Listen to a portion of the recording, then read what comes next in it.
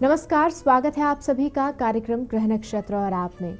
इस कार्यक्रम के माध्यम से प्रतिदिन हम लेकर आते हैं आपकी सभी समस्याओं के ज्योतिषीय समाधान। आपको बताते हैं ज्योतिष विज्ञान से जुड़ी कुछ महत्वपूर्ण जानकारी, आपका दैनिक राशिफल, वो उपाय जिनसे आप अपने दिन को सफल और शुभ बना सकते हैं, साथ ही साथ हर दिन का एक खास गुरु मंत्र।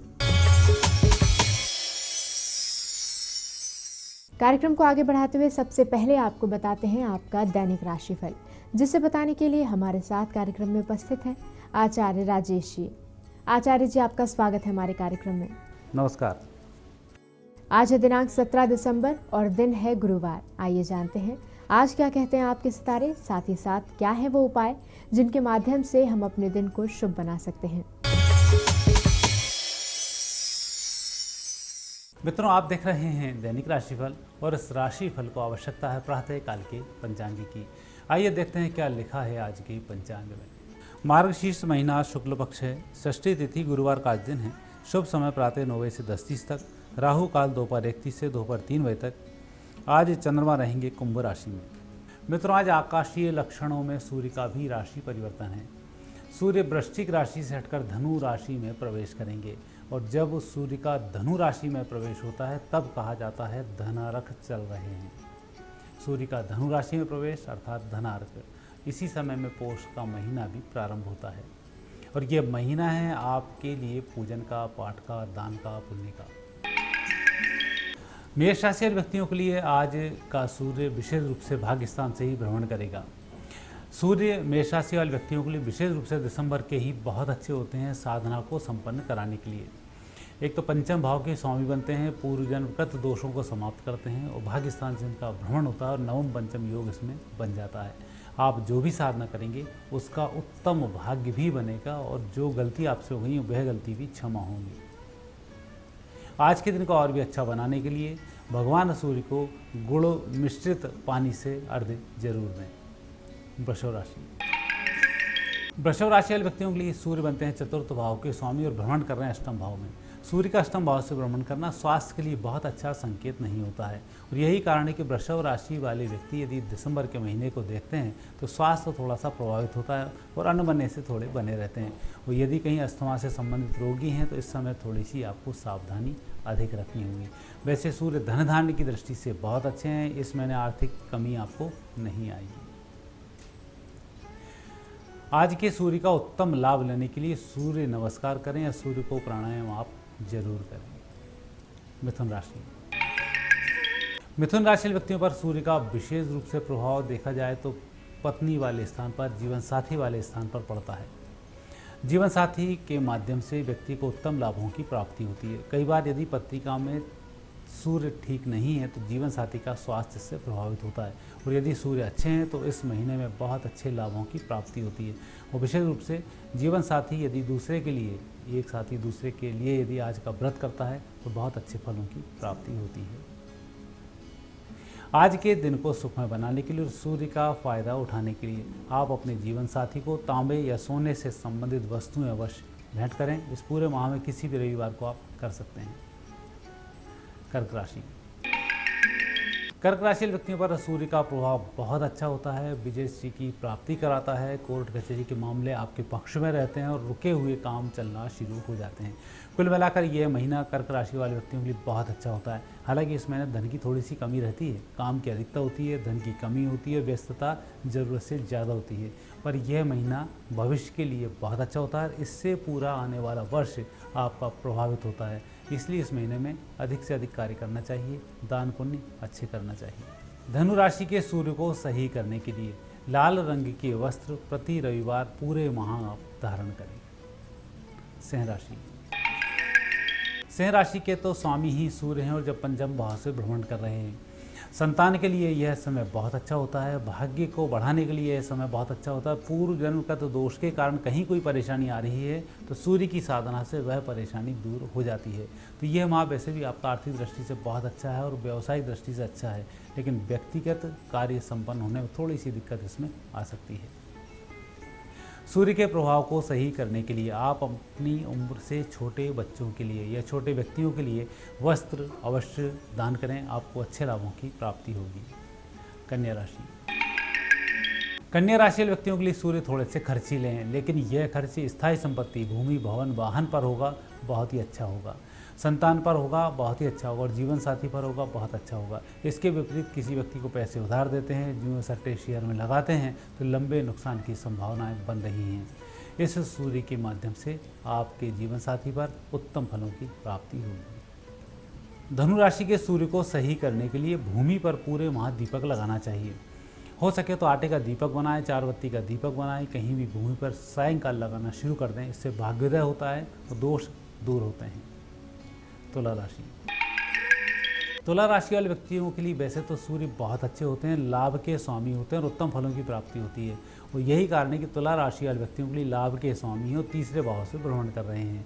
उत्तम फल मिलेंगे, प्रमोशन की स्थिति बनेगी, विजयश्री की प्राप्ति हुई। यदि कहीं आप बेरोजगार हैं तो आप उम्मीद लगा लें 15 दिसंबर से 15 जनवरी के अंदर आपको रोजगार की प्राप्ति हो जाएगी। इस माह सूर्य का आपको अच्छा फल प्राप्त हो, उसके लिए थोड़ी सी रोली, कुमकुम, हल्दी आप जल में मिलाएं और उस जल से आप सूर्य को अर्घ्य देना शुरू करें। 1 महीना आपका बहुत अच्छा होगा। वृश्चिक राशि। वृश्चिक राशि वाले व्यक्तियों को अवश्य ही थोड़ी सी सावधानी इस माह रखनी चाहिए, क्योंकि सूर्य सामान्यतः आँखों पर अपना प्रभाव बनाकर रखते हैं और आँख में थोड़ा सा दर्द होना, ऑपरेशन होना, इसकी सर्जरी होना कहीं ना कहीं वो स्थिति को दर्शाते हैं। लेकिन व्यावसायिक दृष्टि को बहुत अच्छा रखते हैं, पद प्रतिष्ठा में वृद्धि होती है और यही आपके साथ संपन्न भी होगा।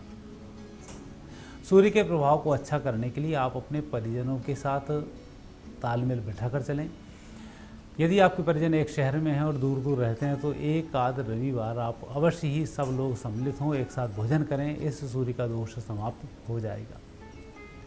धनु राशि। धनु राशि में तो सूर्य का जब प्रवेश होता है उसी को धनारक कहा जाता है। सूर्य और चंद्र का जब भी जिस राशि में प्रवेश होता है उसके लिए बहुत अच्छा होता है। सूर्य का प्रवेश होने से थोड़ी सी उग्रता जरूर रहती है, लेकिन आपके कार्य संपन्न होते हैं, व्यक्तिगत प्रभाव में वृद्धि होती है, तनाव कम होता है और यही आपके साथ संपन्न होगा। लग्न के सूर्य के प्रभाव को और भी अच्छा करने के लिए आप पूरे माह माणिक के रत्न सीधे हाथ की रिंग फिंगर में तांबे में बनाकर धारण करें। मकर राशि। मकर राशि वाले व्यक्तियों के लिए सूर्य का प्रभाव बहुत अच्छा नहीं होता है। द्वादश भाव के सूर्य थोड़ा सा परेशान करते हैं, खर्च अधिक कराते हैं, लेकिन जो खर्च होता है राजसिक होता है, अच्छी वस्तुओं के लिए होता है, घर परिवार की इच्छा की पूर्ति के लिए होता है। इस धन को खर्च करके हम जरूर परेशान रहते हैं जो मकर राशि वाले हैं, लेकिन परिजन इससे प्रसन्न होते हैं और इस माह जो खर्च होता है उसकी भरपाई 3 माह के अंदर हो जाती है। तो जो धन खर्च हो रहा है उसकी चिंता नहीं करें। सूर्य के प्रभाव को अच्छा करने के लिए सूर्य के स्तोत्र का पाठ आप जरूर करें। स्तोत्र का पाठ करने से भाग्योदय भी जल्दी होगा। और सूर्य का आपको स्तोत्र इसलिए भी करना चाहिए कि आपके स्वास्थ्य के देवता हैं। उत्तम स्वास्थ्य के लिए मकर राशि वाले व्यक्तियों को सूर्य की आराधना करनी ही चाहिए। कुंभ राशि। कुंभ राशि वाले व्यक्तियों के लिए सूर्य का प्रभाव बहुत अच्छा होगा, परिस्थितियों को बेहतर करने वाला होगा। एक तो आपके जीवन साथी के घर के स्वामी हैं, एकादश भाव से भ्रमण कर रहे हैं और व्यक्तिगत रूप से यदि आप कोई कार्य संपन्न करेंगे सूर्य आपकी पूरी मदद करेंगे। पिता तुल्य व्यक्तियों के माध्यम से फायदा होगा। जो भी वह व्यक्ति आपको सलाह दे उसको आप स्वीकार करें, चाहे वर्तमान में उसमें नुकसान क्यों ना दिख रहा हो।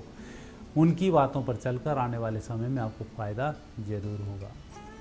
इस सूर्य के प्रभाव को और भी अच्छा करने के लिए किसी भी जलाशय के किनारे रविवार को आप जाएं, वहाँ पर स्नान करें और सूर्य को अर्घ्य उसी के जल से आप पूर्व दिशा की तरफ मुंह करके दे डालें। आपका सूर्य शुभ हो जाएगा। मीन राशि। मीन राशि व्यक्तियों पर विशेष रूप से व्यापारिक गतिविधियों को देखा जाए तो समय बहुत अच्छा है। जो लोग बेरोजगार चल रहे हैं उनके लिए सूर्य का प्रभाव अच्छा होगा। मीन राशि व्यक्तियों के लिए एक तो सूर्य बनते हैं शत्रु भाव के स्वामी, दसम भाव से भ्रमण कर रहे हैं, तो जो भी आपके प्रतिद्वंदी हैं इस माह परास्त भी होंगे। लेकिन धन की कमी थोड़ी सी इस माह रहती है, उसका चिंता आपको थोड़ी सी कर लेनी चाहिए और बैंक से ऋण प्राप्ति इसमें हो जाती है। सूर्य के प्रभाव को बहुत अच्छा बनाने के लिए गुड़ के गुलगुले बनाएं, रविवार को अपनी छत पर डालें। ऐसा आप हर रविवार पूरे माह करते रहें, उत्तम फलों की प्राप्ति होगी। अब समय है गुरु मंत्र जानने का। आइए जानते हैं आज के दिन आचार्य राजेश जी क्या खास बताने वाले हैं हमें गुरु मंत्र में। मित्रों, सूर्य का धनु राशि में प्रवेश है। हम बात कर रहे हैं अभी वास्तु शास्त्र में कोई दोष बन जाए तो उसका उपाय कैसे करना चाहिए। सूर्य के जब धनु राशि में प्रवेश होता है तब हर साधना सफल हो जाती है।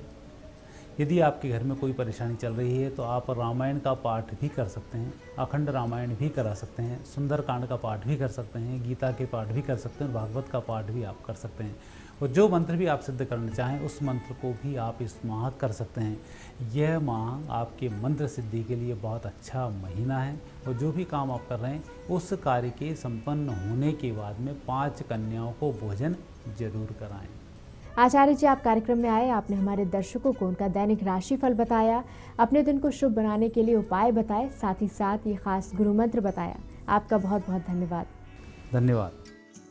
दर्शकों, फिलहाल समय हो गया एक छोटे से ब्रेक का। ब्रेक के बाद डॉक्टर शंकर चरण त्रिपाठी जी से जानेंगे अश्लेषा नक्षत्र के द्वितीय चरण के ज्योतिषीय महत्व के बारे में। तो कहीं जाइएगा मत, देखते रहिए कार्यक्रम ग्रह नक्षत्र और आप।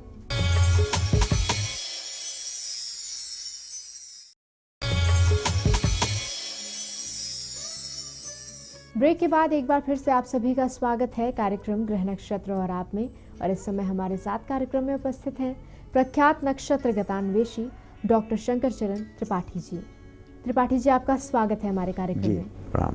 त्रिपाठी जी, जैसा कि हम सभी जानते हैं कि हमारा भविष्य, हमारा जीवन नक्षत्रों पर बहुत हद तक निर्भर करता है।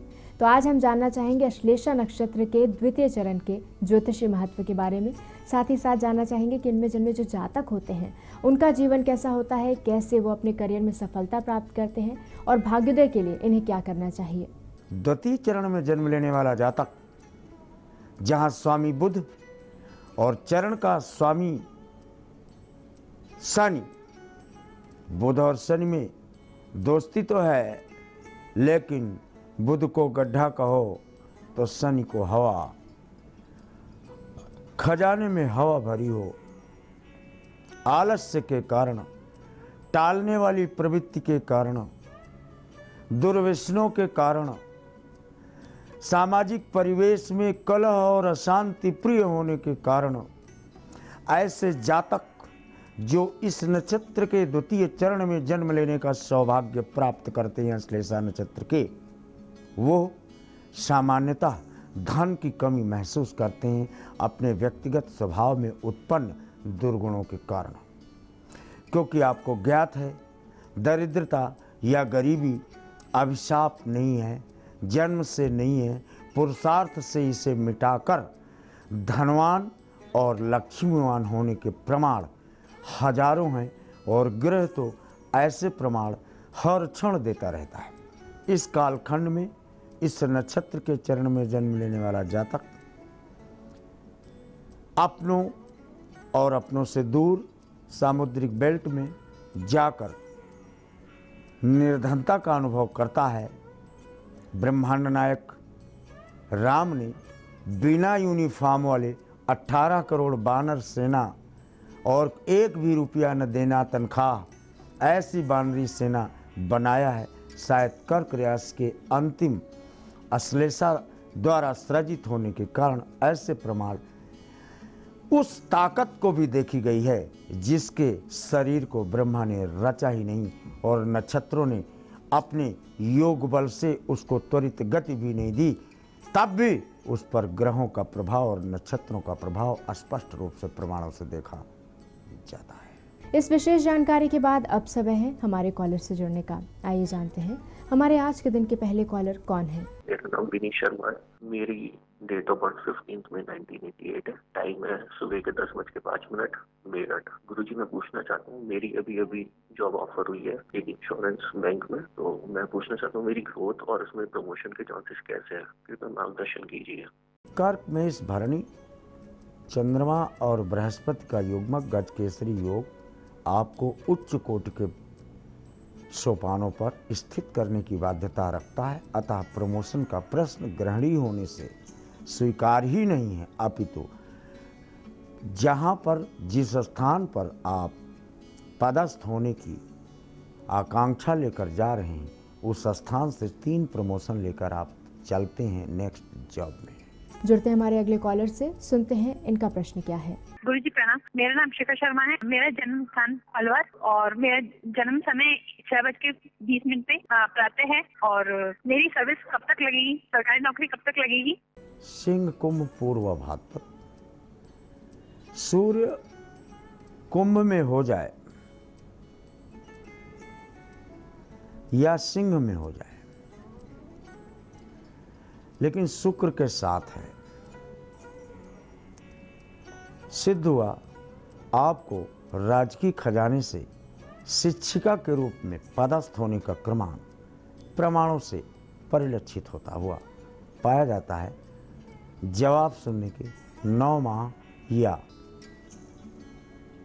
9 दिन बाद।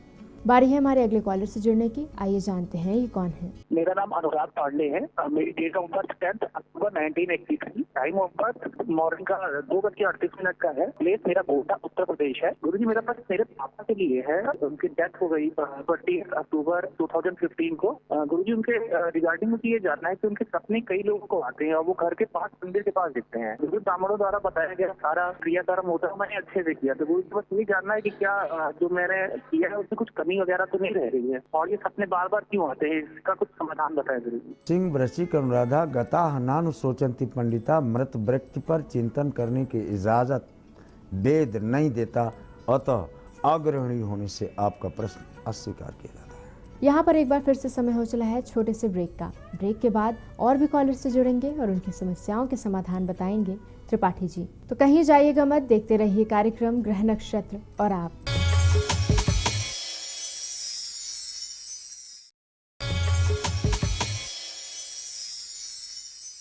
ब्रेक के बाद एक बार फिर से आप सभी का स्वागत है कार्यक्रम ग्रह नक्षत्र और आप में। आगे बढ़ते हैं और जुड़ते हैं हमारे अगले कॉलर से, सुनते हैं इनकी समस्या क्या है। गुरुजी प्रणाम, मैं कल्पना बात कर रही हूँ मुंगेर बिहार से। मेरा डेट ऑफ बर्थ 3/10/1976 और टाइम है 10:30 और अभी तक मैरिज नहीं हुई है। इसी से रिलेटेड मैं जानना चाहती हूँ कि मेरी शादी कब तक होगी, कहाँ होगी और कैसा लाइफ पार्टनर होगा। वृश्चिक मकर श्रवण। कल्पना जी, कहते हुए हमें संकोच हो रहा है ग्रहों की स्थिति के अनुरूप। शादी लगभग हो ही चुकी है आपकी, लेकिन पति में आपको विभ्रम न हो, इसलिए कल्पना बेट्स ए, नथिंग मोर देन ए।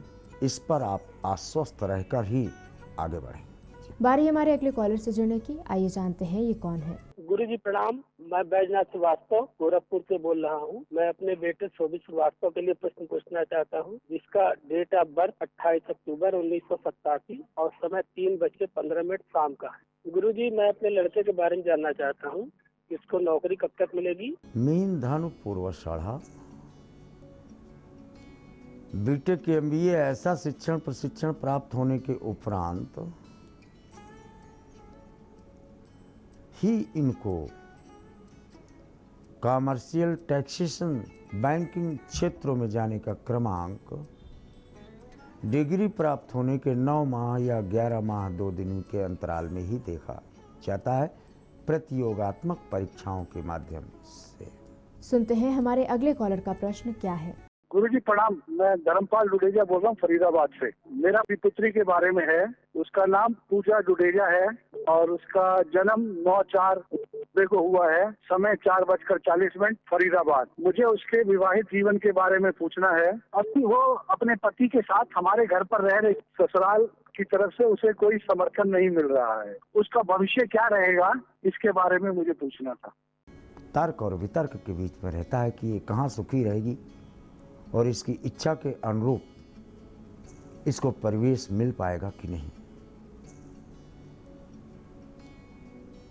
इनको दोनों को, मियाँ बीवी को, आपकी पुत्री और आपके दामाद दोनों को गवर्नमेंट जॉब मिलती है। पहली बात बता दूं, ये अपने पैरों पर खड़े होते हैं, अपना मकान स्वयं बनाते हैं।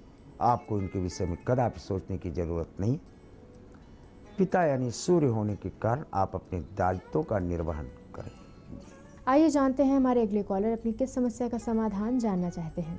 गुरुजी नमस्कार, मेरा नाम पूनम है। मेरी बेटी का नाम आकांक्षा है। मुझे उसकी कैरियर के बारे में पूछना था। आपने 10 अंडों को खाना खिलाने के लिए बोला था, वो मैंने कर दिया था। अब उसका भविष्य कैसा रहेगा, उसकी कैसी नौकरी लगेगी, गवर्नमेंट जॉब है या नहीं है, नेट का पेपर दे दिया, वो क्लियर होएगा या नहीं होएगा, और कुछ उपाय हो तो बताइए।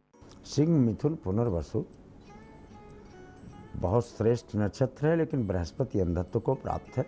42 दिन के बाद इनका मार्ग प्रशस्त होगा। डेज में 42 दिन, मंथ्स में 4 माह 2 दिन या 4 माह 20 दिन।